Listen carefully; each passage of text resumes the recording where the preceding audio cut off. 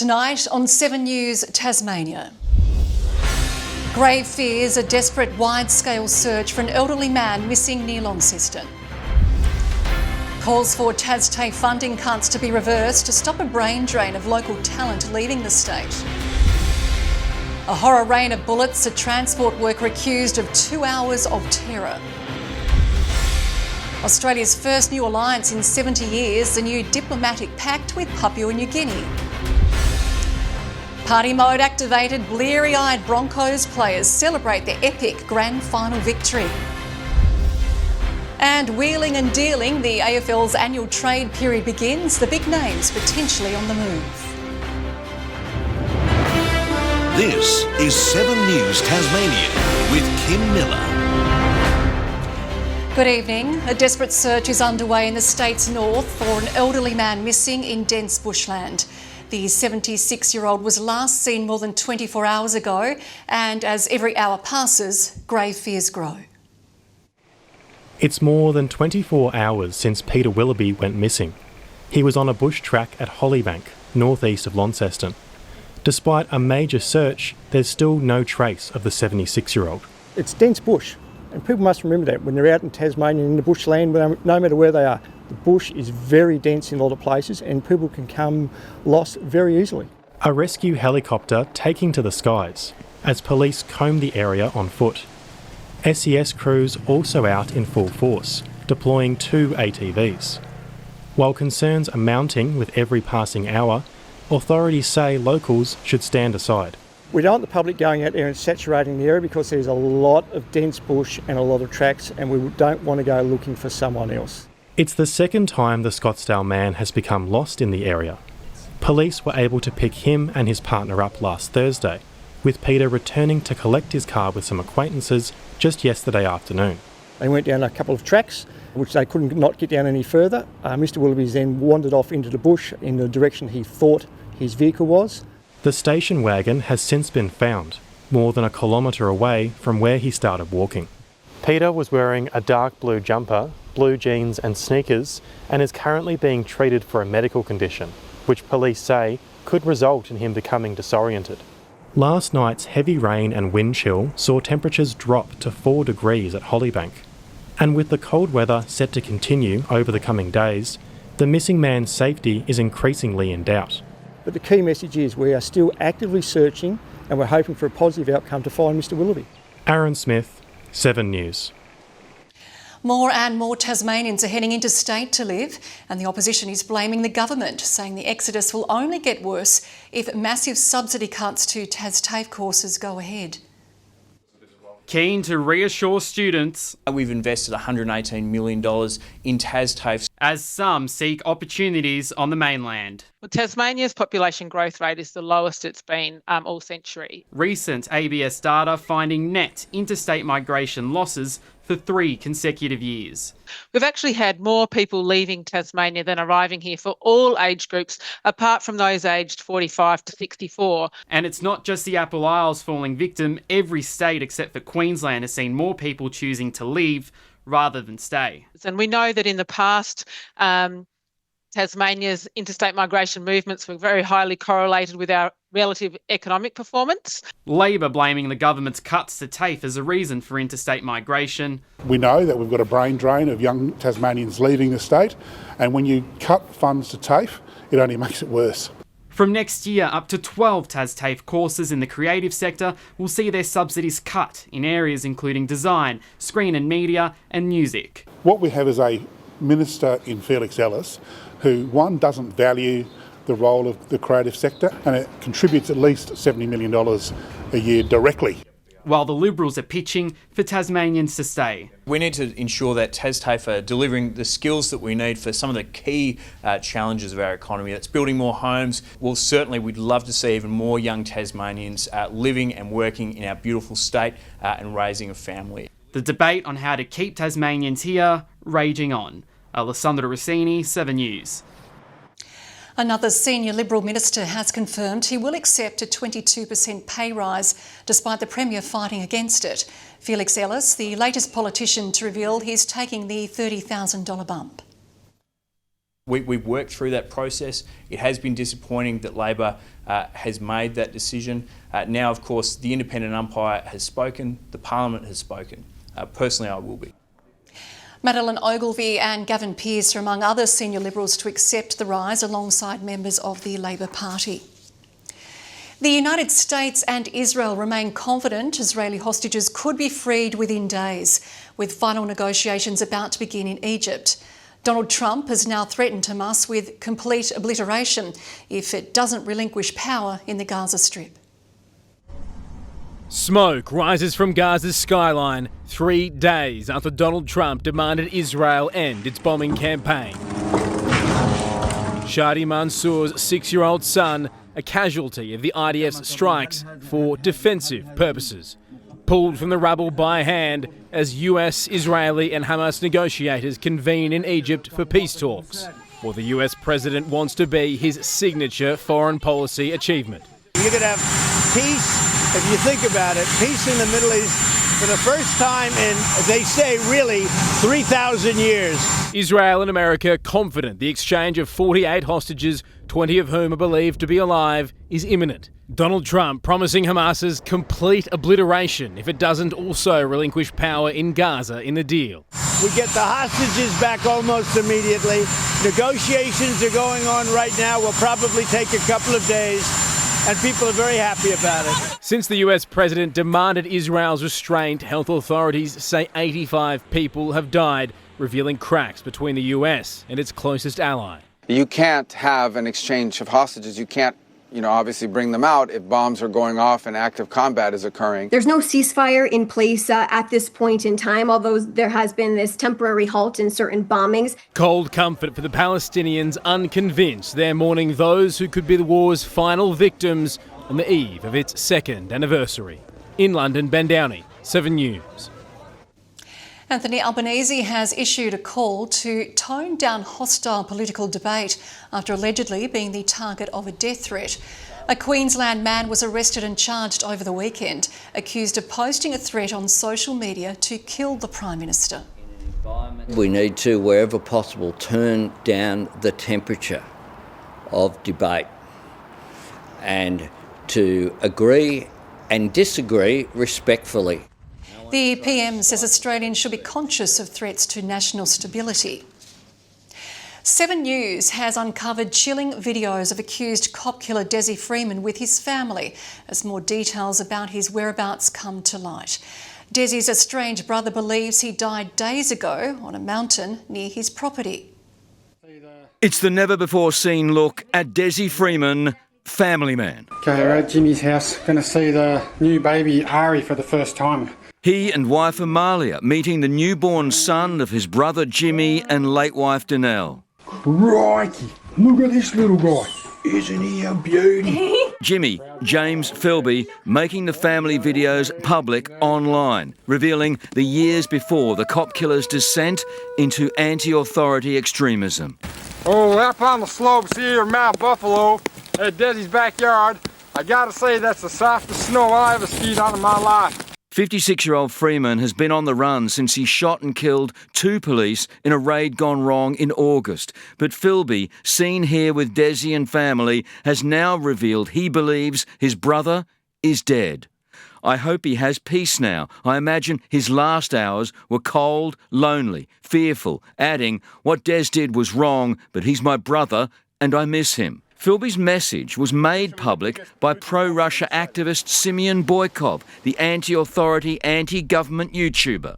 And the brother said that Desi Freeman was a subscriber. Boykov, self-exiled and campaigning from here inside Russia's consulate in Sydney, accepts that he may have inspired Freeman's anti-police politics, but refuses to apologise and denies advocating any violence. But of course I don't encourage, and I never have encouraged any police killings or violence against police ever. Philby also writing that Freeman would want to be buried on Mount Buffalo and never found by police, but we need closure. I think closure would be so they know what happened to him. Police just as keen to know as well. Chris Reason, 7 News. The country's top telcos are in the crosshairs of the federal government over the devastating 000 outage. The bosses of Telstra, TPG and the embattled Optus have been ordered to Canberra tomorrow to explain how they will avoid a similar outage during bushfire season. And they're right to be white-hot angry with Optus about their catastrophic failure in this situation. Telcos need to do better. The government is preparing to push new laws bolstering industry oversight. Australia's relationship with our nearest neighbour has just become even closer. The Albanese government today inked a major defence treaty with Papua New Guinea as both nations brace for China's push into the Pacific.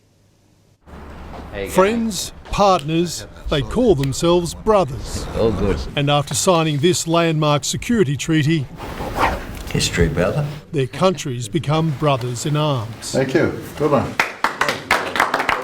Only Australia's third official alliance alongside the US and New Zealand, and the first in 70 years. We consider it a great honour that our nearest neighbour is our newest ally. It is about one big offence that secures two houses. The Puk-Puk Treaty, pidgin for crocodile. Its teeth, like the US alliance, obliging each country to defend the other if attacked, and allowing Australia to recruit PNG soldiers into our military, a predicted 10,000 over time. After a false start last month, the treaty now needs to be ratified by both parliaments. Not a problem here with bipartisan support, and despite some opposition in PNG, James Marape says he's confident it'll pass there too. For Papua New Guinea, we made a strategic call, a conscious choice, that Australia will be our security partner of choice. It explicitly prevents deals with other countries that would undermine it, other countries such as China, though they insist this has nothing whatsoever to do with geopolitics. Nor, he says, conflict. God forbid war. We in this construct, not for war, but for the construct of peace. A treaty of brotherly love. Mark Riley, 7 News. With the shadow cabinet reshuffle expected under opposition leader Susan Lee, speculation is mounting Tasmanian Liberal Senator Jonathan Duniam could be tapped for the shadow Home Affairs spot. Duniam's name has been floated as a contender to succeed Andrew Hastie. The senior Liberal recently resigned from the front bench after being informed he would not lead the coalition's immigration policy. Appointments are expected to be made at the end of this week. It is being called the best rugby league grand final performance of all time. The incredible stats back that up, but they're only part of the story. Reece Walsh carried a wounded Broncos side to a gripping 26-22 triumph over the Storm, sparking wild celebrations across Brisbane that will rage on for some time yet. Happy to share his new hardware, still with the Clive Churchill medal around his neck. There was one man everybody wanted a piece of this morning. Look at her. Look at her face. Dream come true, is it? Absolute dream come true, brother. Well, I can't give away too much, but oh, look, yeah, it was quite an incredible night. Fortunately, in typical Gen Z style, most of the night made it onto social media. Even the usually highly strung Michael Maguire sipping from Reese's magic water. Ski masks on, some celebrated with a puff on cigars, a move that could see them fined. At the Caxton Hotel,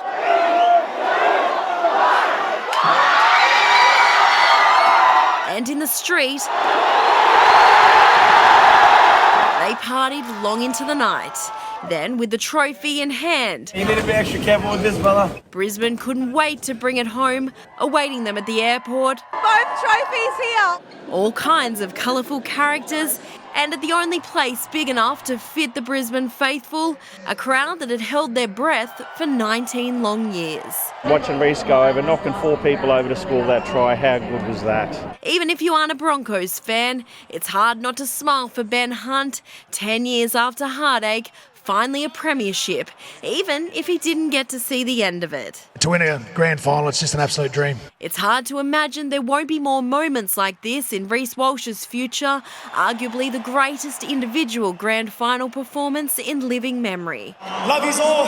Plumber out. The Storm left to rue another chance gone missing, their 5th grand final loss since 2017. That's painful to listen to, but yeah, that's about what's next now. Losers have meetings, winners have parties. Jaleesa Rapps, 7 News. Well, some of the AFL's biggest names are potentially on the move as footy's annual trade frenzy officially begins.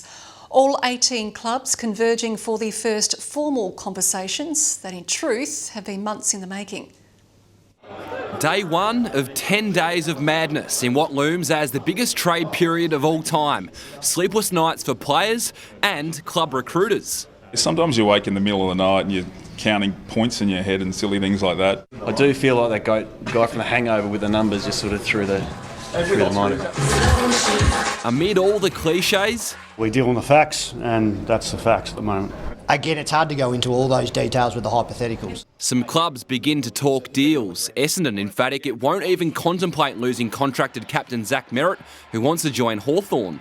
No, we won't be entertaining offers for Zach. Zach will be starting pre-season with us and his teammates will be fine with that, the club will be fine with that because we love Zach. Carlton fending off Geelong and Sydney interest in Charlie Curnow. The club's perspective is that Charlie's a highly valued member of our playing group and we want him to be at Carlton for the next period of time. The Charlie one, realistically, is going to be hard to do. It's challenging.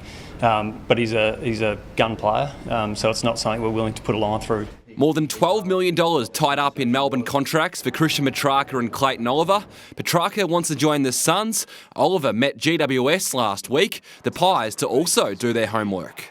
We've got to reshape our midfield. We do have an ageing midfield. I think you guys might have told us that most days over the course of the year. Mitch Cleary, 7 News. Continuing the fight to keep their jobs on home soil. After the break, workers rallied together pressuring Qantas to reverse its decision to shut down its Hobart base. Back in the public spotlight, Nicole Kidman breaks her silence. Her message for the world is coming up. And alarming rise, Australian university students are increasingly falling victim to international sextortion scammers. Up next, a new warning from experts. It was a terrifying night for residents in Sydney's inner west during a random shooting attack. 13 cars were hit with bullets as the entire suburb went into lockdown. At Croydon Park last night, run for your life. In Sydney, the unthinkable. A man, a rifle and a will to shoot at anything and everything. There were bullets here. We just heard a shot. Bullets there. Bullets everywhere.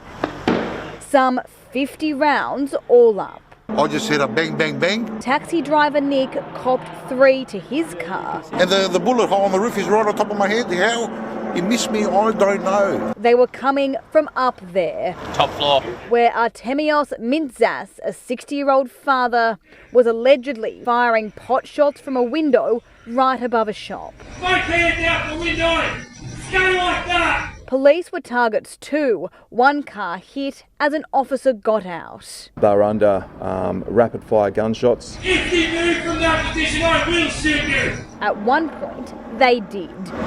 Firing off flashbangs in a Sunday night shootout. Some guy's windshield blew up and then the bus stop glass had shattered. It was everybody inside. You've been asked multiple times, please stay inside. And for those stuck outside, for everybody else, get back. Go on that side. And lay low. Something out of a movie, really. There were police everywhere, on the ground, on the road, in the air. Then, with the scene cleared and guns trained, police picked a moment, then made their move.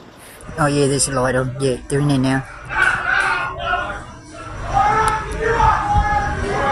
After 2 long hours, it was all over in 2 seconds. As paramedics rushed in, police poured out. All alive, all unharmed. The gunman, not so lucky, treated at Bankstown Hospital. Some injuries to his eye socket and some injuries around his eye. Others were injured too, mainly from shattered glass. Some ran for cover at nearby Campsie Station, but one is in hospital after a bullet to a car. If we had a delay taking that action, there was a potential that further injuries and or death may have occurred. Indeed, as police cleaned up today, reminders all around of what might have been. It's a bit like America. This scene could have been a whole lot worse.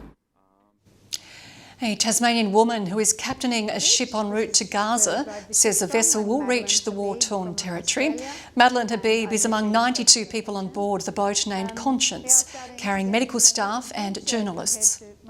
Well, we're not assuming that we will be arrested and detained. We're assuming that we will reach the shores of Gaza. We're carrying a human force and we will launch our boats and we will take those people ashore.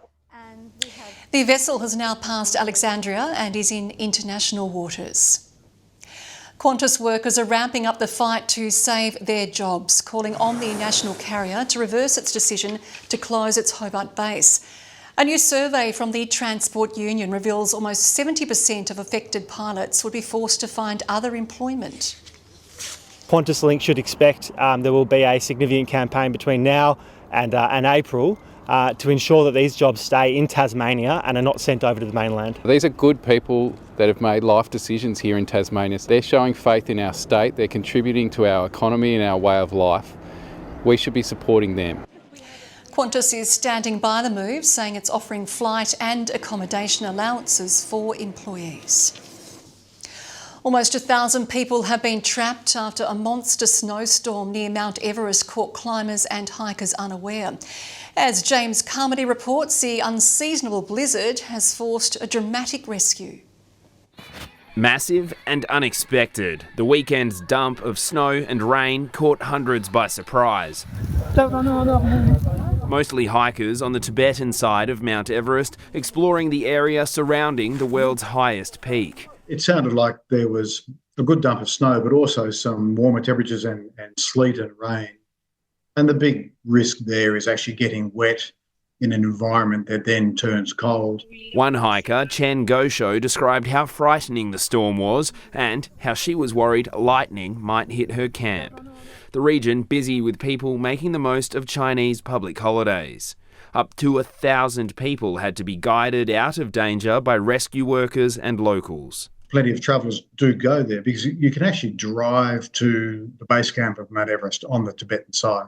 The Nepal side of the mountain was spared. Australian officials are closely monitoring the evacuations. The Department of Foreign Affairs and Trade says it's not aware of Australians impacted by the blizzard, but stands ready to assist any who have been. James Carmody, 7 News.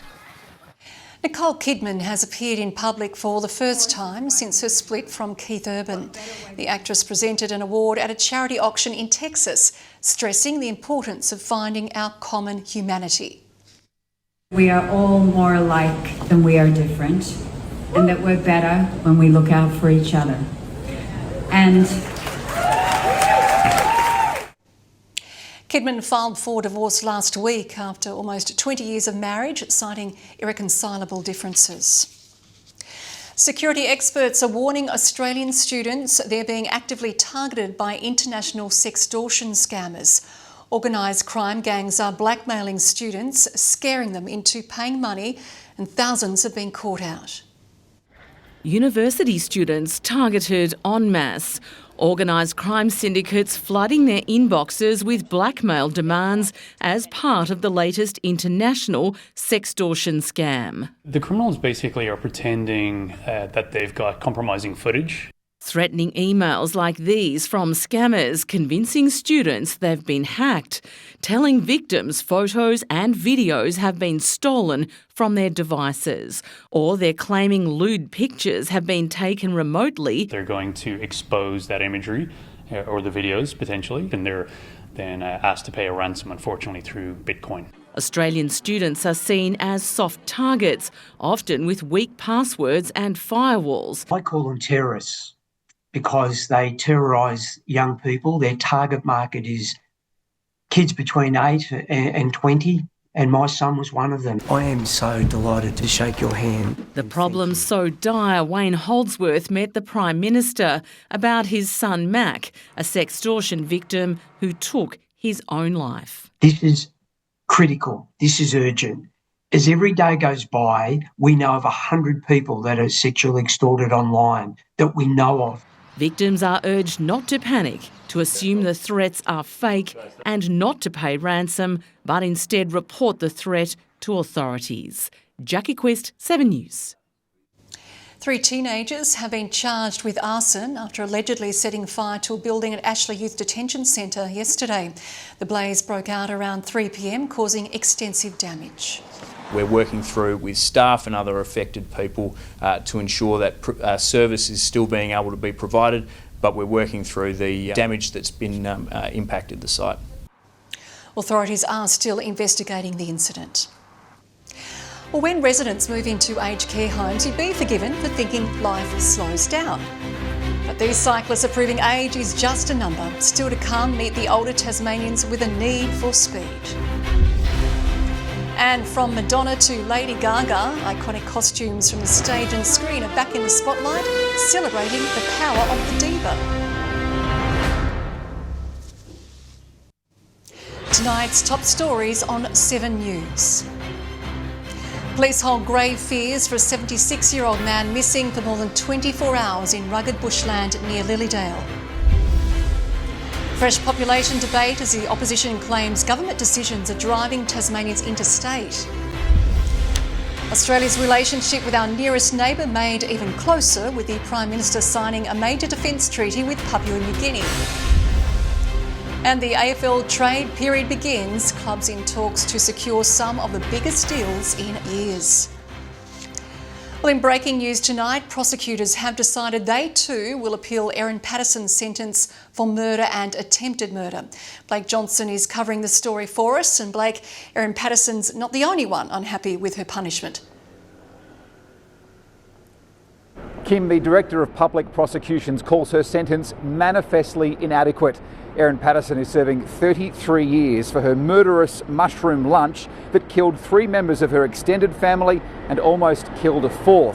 Technically, Mrs. Patterson is already serving a life sentence, but it'll be 33 years before she's eligible for parole. During sentencing, prosecutors had asked for more jail time, arguing Erin Patterson should never get parole. This now makes 2 appeals for one of Australia's most high-profile crimes. Erin Patterson's legal team is also preparing an appeal, but the grounds for that one have not been made public yet. Thank you, Blake.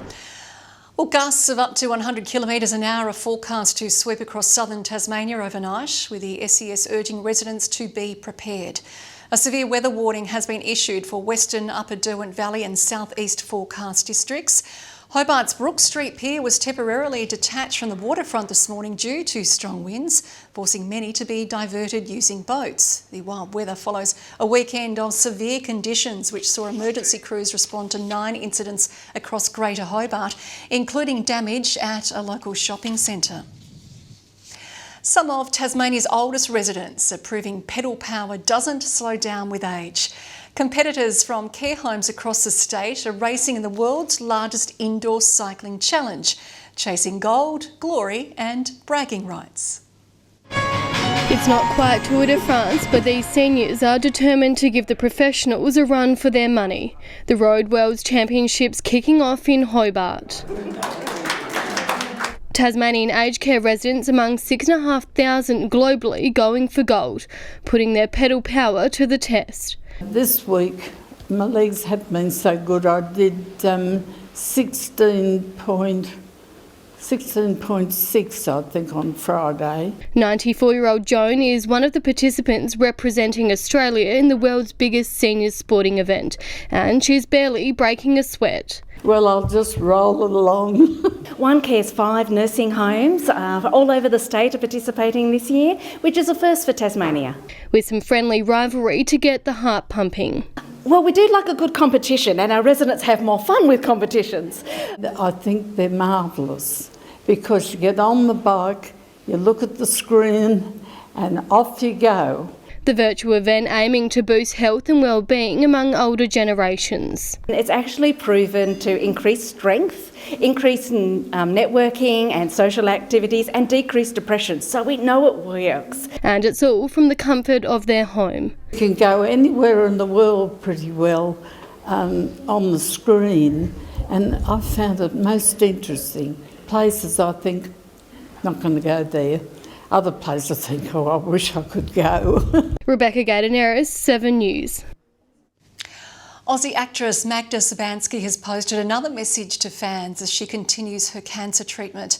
In a new Instagram video, she shared a fun fact people might not know about her most iconic character, Sharon Strzelecki. Sharon's hair is actually a nod to the Dorothy Hamill wedge. Dorothy Hamill being an ice skater who had a very sensible haircut, because every sporty girl needs a sensible functional fitness hairdo. Mine is courtesy of Chemo Couture. The Kath and Kim star has been battling a rare and aggressive form of cancer. A collection of spectacular costumes worn by some of the world's most famous faces is coming to Australia. The exclusive features outfits showcased by megastars like Rihanna, Marilyn Monroe and our very own Olivia Newton-John. From pop icons to Hollywood legends. You won't tell anybody, will you? And superstars from the 19th century.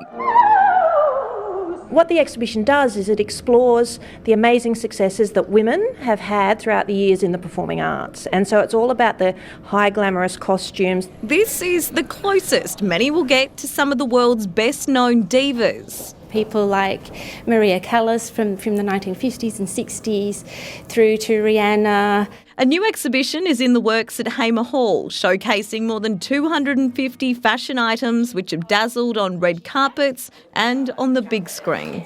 Dame Nellie Melba's beautiful gown from her production of Othello, she actually wore this in the role of Desdemona. 60 spectacular original costumes will fill multiple rooms at the Melbourne Museum of Performing Arts. Beyond that though, there's jewellery, there's works of art, some great clips that will take you back to, to actually seeing these performances on the stage. Like this. Kate Blanchett wore this when she played Hedda Gabler. A big draw card is sure to be this, Olivia Newton-John's rhinestone leather jacket. The exhibition opens on December 11. Tyra Stowers, 7 News. Putting together a show-stopping performance, all for a good cause. After the break, the Tasmanian dancers uniting in the fight against cancer. Also still to come tonight, using your super savings to buy a house, why most Australians now think dipping into your fund is a good option. Some of Tasmania's most promising dancers are bringing out the big moves for an even greater cause. Encore Studio turning grief into hope, preparing for a gala showcase this weekend, raising vital funds for the Cancer Council. Different groups, solos, duos, there's family dancers of all different styles, tap, jazz, ballet, hip-hop, lyrical, pretty much everything. Everyone's got a cancer story, and we know so many of the dancers will be up there dancing in memory of someone that they know, but also to turn it into a fundraising event for Cancer Council Tasmania is incredibly special. The group has raised nearly $225,000 for the charity since its inception 7 years ago. There's now growing support to allow first home buyers to access their superannuation. Many Gen Z home buyers believe it's their only chance of getting a foot on the real estate ladder. Searching for ways into the property market, accessing super could hold the key. I think it'd be pretty handy. The more things that are available to people, the better. 70% of 18 to 34-year-olds agree Australians should be able to access it to purchase. Support among all Australians at 60%, up 10% on 12 months ago. I think it's pretty clear now that they are now trying to basically look for any solution. The failed coalition policy allows first-home buyers to access $50,000 from super to put towards a deposit. Now the opposition is reviewing it. The best form of security and safety in retirement is owning your own house. In any given year, there is about 110,000 people who succeed in becoming first home buyers. But politicians know that at any point in time there are more than 11 million Australians who own their own home. A first-home buyer on the typical income could only purchase 17% of properties sold last year. Some argue this policy and the first-home buyer guarantee only help a small share of Australians who can afford to take advantage. The impact of these schemes is to push up house prices. The biggest beneficiaries of these schemes are people who already own at least one property. Angelique Opie, 7 News. Let's take a look at the day's business and finance news, brought to you by MCMF Investment and Lending. The Australian stock market has edged a little lower after an early rally petered out, unable to sustain gains in a subdued session as parts of the country observed a public holiday. The ASX 200 index fell 6 points. A short time ago, the Australian dollar was trading at 66 US cents and 99 Japanese yen. 7 blokes, 3 stories, 1 couch. But no removalist was needed during this risky DIY move at a unit block on the Gold Coast. Yeah, we're right. Go. Got it? Here we go. It was a high-rise gamble, but it paid off, that video going viral. Well, after sculling 6.5 million litres of beer between 6.5 million thirsty guests, revellers at Oktoberfest in Germany have downed their giant steins after last drinks was called. Consumption and attendee numbers were down on last year. The 190th edition of the famous festival in Munich came to an end with a traditional Bavarian gun salute. I'll have the day's sport news after this break, with a new hurricane joining the Purple Army. And footy season may be over, but there's still plenty of action on day 1 of the trade period. We'll have the wash up next.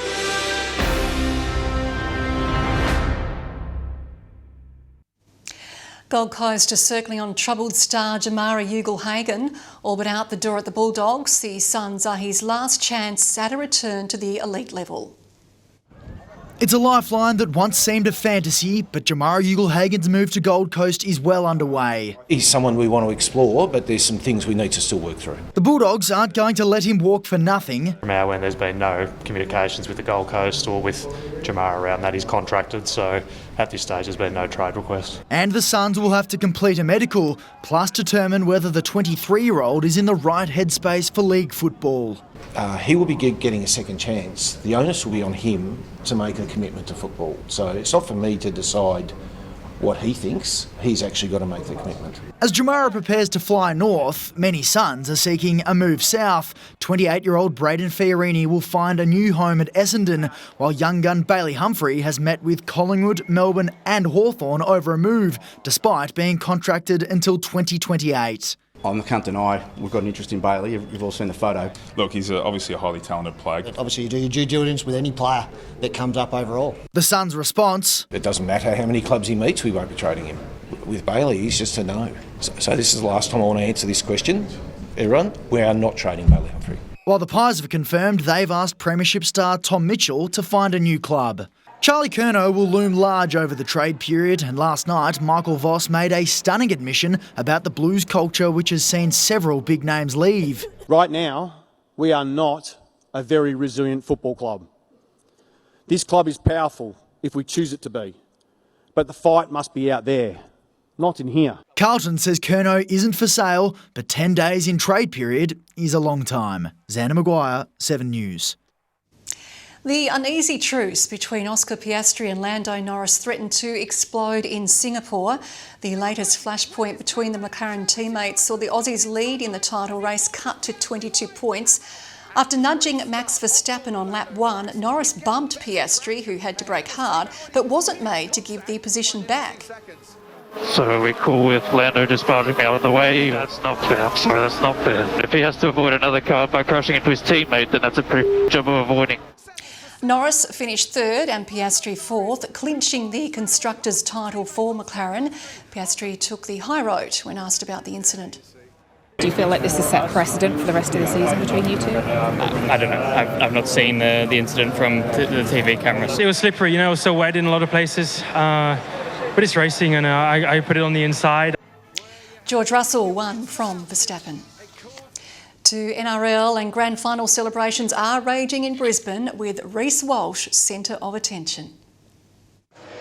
2:19 this afternoon, a bit shady. 7:32 last night, game face on. 7:37 p.m, it began. The ball goes out to the right and Mariner scores. Reece Walsh set up the fastest grand final try in 31 years, 7:57, one hiccup but no sin bin, 9 minutes past 8. No markers there. And Walsh comes rampaging onto the ball. A bolt of lightning struck the Storm. And just said, give me the ball. Look at him looking down at Pappenhausen. I think there's some things you can do, tackling. Obviously we didn't. 8:16, Walsh watches Jerome Hughes give Melbourne a 22-12 lead, 8:32 half-time reset, 8:43 desperation denies Tui Kamakamitha. He's dropped the ball and Reece Walsh was there. Just before 9 o'clock, He's given the money ball. one way to Dean Mariner, 3 minutes later, the other side, the Broncos in front. It was very flat. Shimasaki's got over. Stop it. Walsh converted 26-22, then defended the lead, chasing down a flying Pappenhausen, 9:18, racing to the aid of Ben Hunt. 9:31, 25 seconds left, an all-time grand final try-saver. Reece Walsh. How did he possibly do that? I don't know, man, to be honest. A good mate of mine said, you buy enough tickets in the raffle, you're bound to win something. 9:32, full-time and floored. Just so honoured to be a part of this team, the culture, the history now. Then the beautiful bear hug with the coach he supposedly wouldn't embrace. Madge's passion and him sticking up for us through the year when we're getting rinsed. He demands a lot, but you just want to comp, like, as he should demand a lot. Proud dad, Clive Churchill medalist. Love yous all. Plumber out. The rest is a blur. Stefano Stock. We're up, baby. Yeah! Without characters in the game, there's not bums in seats, so. But 10:05 today, Reece Walsh, Brisbane Broncos. they just need him safely on the plane to the UK. You don't want to single out one person for why they won the grand final, but Christ, he did a hell of a job there last night. Matt Carmichael, 7 News. It was incredible. Well, after putting on an impressive performance to start the campaign, the Tasmanian Tigers have been all but blown away on day 3 of the Sheffield Shield, trailing Queensland by more than 200 runs. The Bulls dominant throughout their first innings, Marnus Labuschagne notching up 160 before he was sent packing. That's out of here. That's absolutely... Back to the bowler. Might have a bit of a piece out of it. Get on with it. Got a ding in it. Oh, he's gone the reverse and he's gone, I reckon. Yes, he has. Geez, that's a good catch. That's a ripping catch from Doran up close. The Tigers are back in action with the bat. A short time ago, they were 1 for 62. And the Hurricanes' newest overseas signing, Bangladeshi leg spinner Rishad Hossain, says he can't wait to don the purple after watching the team win the title last season. The 21-year-old was picked up in last year's BBL draft but was unavailable due to commitments in the Bangladesh Premier League. Hossain has taken 8 wickets in 5 games as part of the Asia Cup. Well, that is tonight's sport. Jackie Harvey will join us after the break with the weather forecast.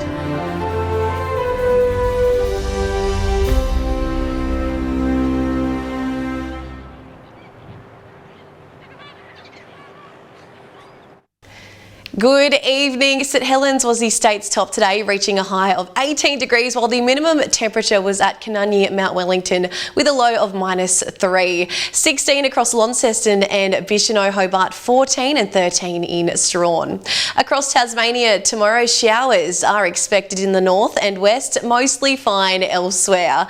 Brisbane reaching 32 degrees tomorrow, mostly sunny in Perth and Canberra, and Melbourne reaching 20 degrees. Let's take a look at the wind gusts around the state tomorrow. A gale warning is current for the southeast coast and west coast, and a strong wind warning for all remaining coastal waters. A severe weather warning is in place for parts of western upper Derwent Valley and southeast forecast districts, and a minor flood warning for the North Esk River. Let's take a closer look at tomorrow's temperatures now. In the south, Hobart and Kingston, cloudy and 17, mostly sunny in Port Arthur. In the northeast, east, Launceston, a shower or two. 13 in Georgetown, mostly sunny in St Mary's. A few showers expected across the northwest, 14 in Smithton and Marrawar. Looking ahead to Wednesday now, a few showers continuing through across the state. St Helens and Flinders Island reaching 17. Thursday, windy in Burnie with showers statewide. And Friday, more showers continuing across the state. And here's a further look into the weekend for Hobart and Launceston, with some more showers expected to continue through. And for Devonport and Burnie, around 14 degrees as the high, with more showers continuing there as well. And that's all in weather tonight. Kim, we've got a bit of a different look on set tonight. We certainly do, Jackie. We hope you like it at home as well. There's also a change to the way you can catch up on our Tasmanian news. You can do so by visiting 7plus.com.au or by downloading the 7plus app and search Tasmania. Thanks for your company this evening. For now, from the 7 News team, good night.